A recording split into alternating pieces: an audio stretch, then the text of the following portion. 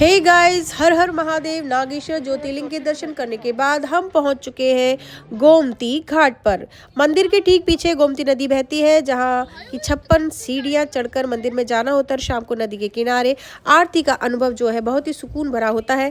तो सबसे पहले हम गोमती नदी में आकर के हमने अपने स्नान तो नहीं किया, लोग वहाँ स्नान भी कर रहे थे, लेकिन हमने अपने छींटे लगाए, अपने पैरों को ही साफ कर लिया, धो लिया, स्पर्श कर लिया। सामने द्वारिकाधीश जी दिखाई दे रहे हैं और सामने दिखाई दे रहा है गोमती नदी पर बना हुआ खूबसूरत झूला पुल, जिसे सस्पेंशन ब्रिज भी कहते हैं।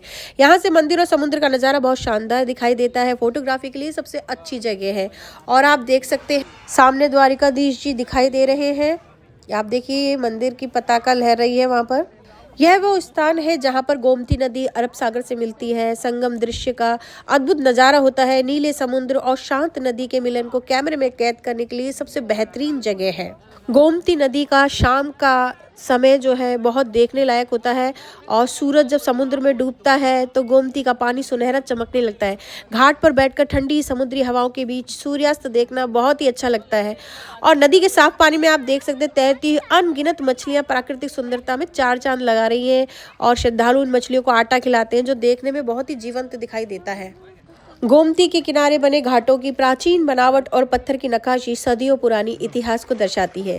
रात की रोशनी में जब इन घाटों पे परछाई पानी में पड़ती है तो पूरा दृश्य जादुई लगने लगता है। हमने भी थोड़ा गोमती नदी के पास बैठ करके थोड़ी जल क्रीड़ाएं की, छोटी मोटी। और ये देखिए द्वारिकाधीश की पताका फिर हमें दिखाई दे रही है। आप देख सकते हैं द्वारिका का सनसेट पॉइंट। जैसे जैसे शाम ढलती है द्वारिका का आकाश एक कैनवास बन जाता है।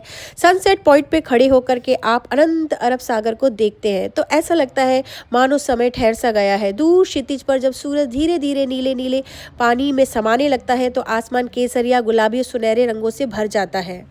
समुद्र की विशाल लहरें जब पत्थरों से टकराती हैं तो उनकी गूंज मन को एक असीम शांति प्रदान करती है। यहाँ एक खूबसूरत दृश्य ये दिखाई दे रहा है। यहाँ पर एक सफ़ेद लाइट हाउस भी है, आपने देखा होगा, जो डूबते सूरज की रोशनी में और उनके भव्य नज़ारों को दिखाता है। यह केवल एक सूर्यास्त नहीं है, बल्कि प्रकृति और भक्ति का एक ऐसा मिलन है जो हमारी रूह को छू सा लेता है। अब आप देख रहे हैं भड़केश्वर महादेव। यह है द्वारिका का सबसे अनोखा जादुई स्थान है। द्वारिका के तट पर स्थित भड़केश्वर महादेव मंदिर प्रकृति और आस्था का एक अनोखा संगम है। और आप देख सकते हैं रात्रि का समय हो चुका है। समुद्र की जो लहरें हैं किनारों से टकरा रही हैं, और दृश्य थोड़ा सुंदर भी है और थोड़ा डरावना भी है। भड़केश्वर महादेव मंदिर की सबसे बड़ी खासियत ये है कि यहाँ भगवान शिव का जो जलाभिषेक स्वयं अरब सागर की लहरें करती है। क्योंकि कभी कभी जब ज्वार आता है समुद्र में तो पानी इतना बढ़ जाता है कि वो मंदिर तक